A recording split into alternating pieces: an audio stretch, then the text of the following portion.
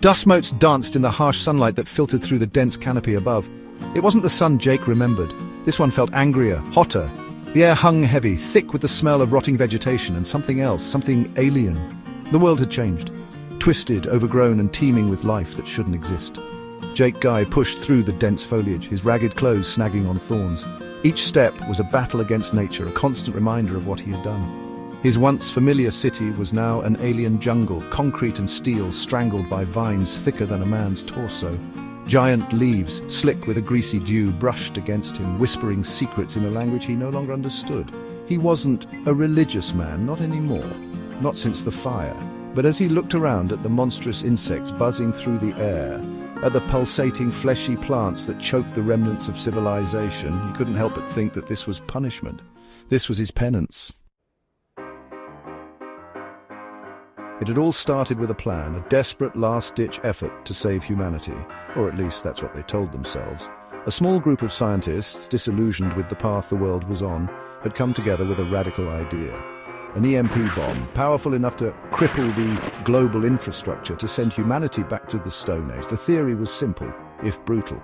Force humanity to hit the reset button, wipe the slate clean and allow the Earth to heal from the damage they had inflicted upon it. Jake, a brilliant but broken geneticist, had been tasked with the most dangerous part of the plan.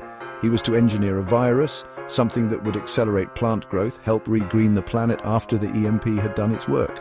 The virus was also designed to target insect populations, making them more resilient, more adaptable. It was a gamble, a desperate throw of the dice in a game they were already losing. The EMP had worked flawlessly, too flawlessly. The world was plunged into darkness, the delicate web of civilization instantly shredded. But something had gone terribly wrong with Jake's virus. It had mutated, spiraled out of control. Plants grew with terrifying speed, consuming everything in their path. And the insects, they had thrived in this new world, mutated monstrous versions of their former selves. Dragonflies the size of hawks patrolled the skies, their iridescent wings humming with power. Ants, now larger than rats, marched in endless, hungry columns, stripping the land bare. Jake watched in horror as the world he had helped create spiraled further and further into chaos. This wasn't the rebirth he had envisioned, this was a nightmare. Section 4, a lonely struggle. He had lost everything in the chaos. His wife, Sarah, taken by a swarm of mutated wasps as they tried to flee the city. His daughter, Lily. Jake couldn't even bear to think about Lily. The memory was a searing brand in his mind, a constant source of agony. Survival was a full-time job in this new world. He scavenged for scraps, hunted small animals with traps cobbled together from the ruins of the old world. Sleep was a luxury he could rarely afford. The night belonged to the predators, to the creatures that stalked the undergrowth, their eyes glowing with an eerie internal light.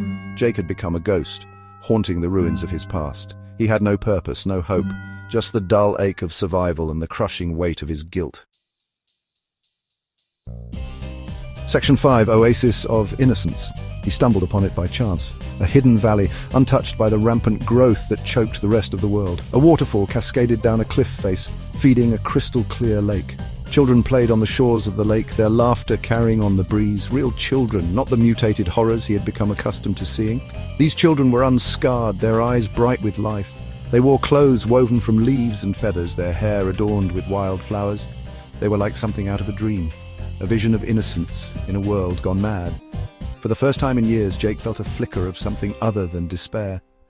He had stumbled upon something precious, something worth protecting.